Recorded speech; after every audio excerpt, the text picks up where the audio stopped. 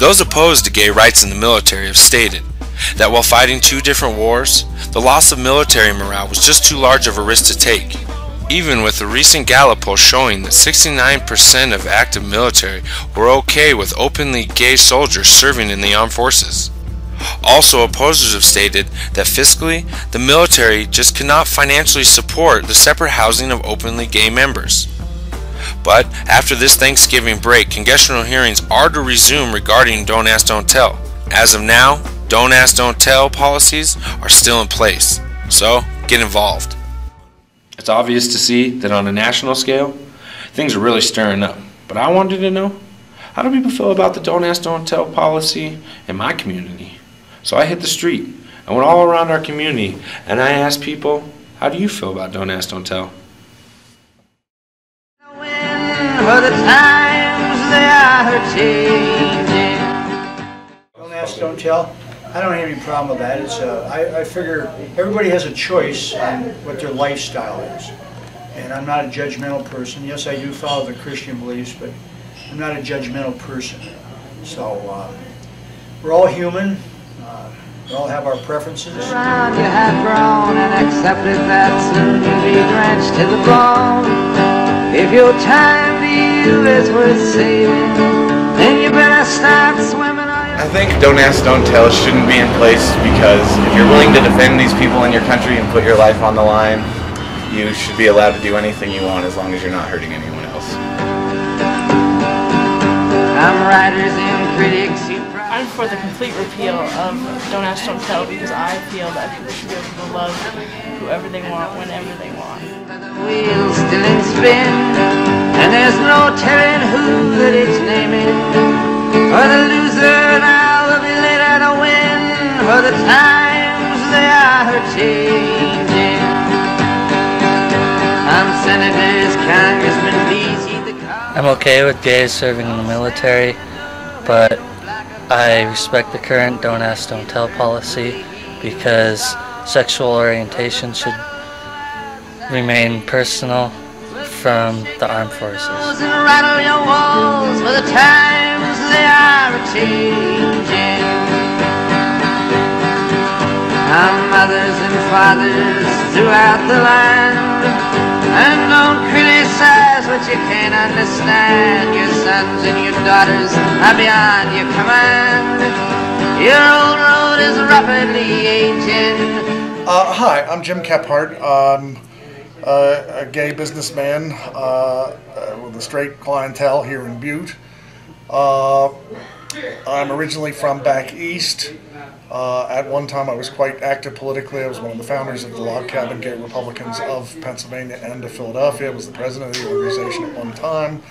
I've known a number of vets, past and present, who had a number of views, number of gay vets, and gay active military. To the extent anybody cares to hear my opinions about the whole thing, I think it is a complicated situation, but with a relatively simple answer. Many people start with the threshold that, oh, it's the same as blacks with Harry Truman in 1948. And legally that is correct. Any president, by the stroke of a pen, can desegregate just as blacks were desegregated in the military. And certainly it is true that pretty much all of our allies from Israel to England and back again have long since desegregated their military. By the same token, and the final thing, pro the whole thing, is there does seem to be a dichotomy between older generals and the rank and file, and that dichotomy existed 18 years ago when Clinton came into office. It's even bigger now, that there are some dinosaurs at the top, both in the Army and in the Congress, who cling to the past, and everybody else has moved on. It's why we have a black president. Everybody moved on. Nobody's, stuck 30, 40 years ago. By the same token, I think there are some complexities to the issue. I do know that a very dear friend of mine for many years was a Silver Star decorated vet. He was gay. He was very active on gay affairs. But one area he did not agree was he did not agree with anything past Don't Ask, Don't Tell. He did not think gays should serve openly in the military, and I respected his views. Today you have people indicating that most people in most branches of the service are long since ready for the change, except for the Marines, because of the close quarters. Of course, there was also similar arguments in the late 70s, early 80s, when the military was desegregated for women. You didn't want them in combat. You couldn't have that. You couldn't have them on submarines. We've moved past all of that. I think in the end, just as the military was desegregated for blacks in the late 40s and for women in the late 70s, early 80s, and yes, there were difficulties in the transition, we're long past due for this particular transition. Yes, it's a hot potato. You know, it gets people stirred up. And of course, I think part of the problem is that, you know, in today's military, a lot of the rank and file soldiers are very young men, particularly from the South, straight, you know, rednecks or crackers, for lack of a better word, which is a very unfair term. And there is an argument to be made that with so many of them as part of the demographic, being naturally inclined at that age from that socioeconomic and geographical background, aren't going to react too well. I think that's a realistic problem too, but it's a matter of education. I think in the end, you really look more to the example of women than of blacks, and the solution is professionalism and an asexual environment. Sex of any kind, gay or straight, sexuality of any kind, sexual activity of any kind, does not belong in the military. There are rules on this, they need to be observed, and you can say, oh well, human nature. Well, oh well, human nature my ass. The rules have worked for 99% of male-female relations. There's no reason they can't work here. And in the end, I think that's the answer. And certainly there's an argument to be made that somebody who's willing to die for their country should be allowed to do so. Another argument that you never hear people make is the hypocrisy of stop-loss. There was a bit of it in the first Gulf War, and it's been in continuous operation for 7 or 8 years now. And what stop-loss is, one form of stop-loss is, I'm terribly sorry, your tour is supposed to be up, but we can't afford to do without you. You're being extended whether you like it or not. Another form of stop-loss is, oh, you're gay? You told, we don't care. You're staying in Afghanistan. You're staying in Iraq. You're staying in while we need you. Then we'll boot you out.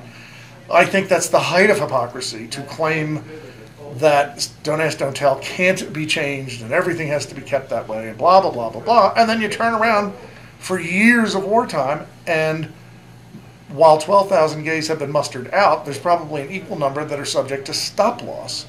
And they come out and they're told, well, that's nice, too bad, you're staying on duty. And so you end up with the worst of both worlds. You have a high-skilled people like translators booted out, and then you have people on the front lines that are told, tough luck, you're staying, we have no one to replace you. And in reality, they had no one to replace the ones that were the translators that got it. There's about 50 or 60 gay translators that have been booted out. Arabic translators. So in the end, I think it's just time for a new broom to sweep clean. But the times they are changing.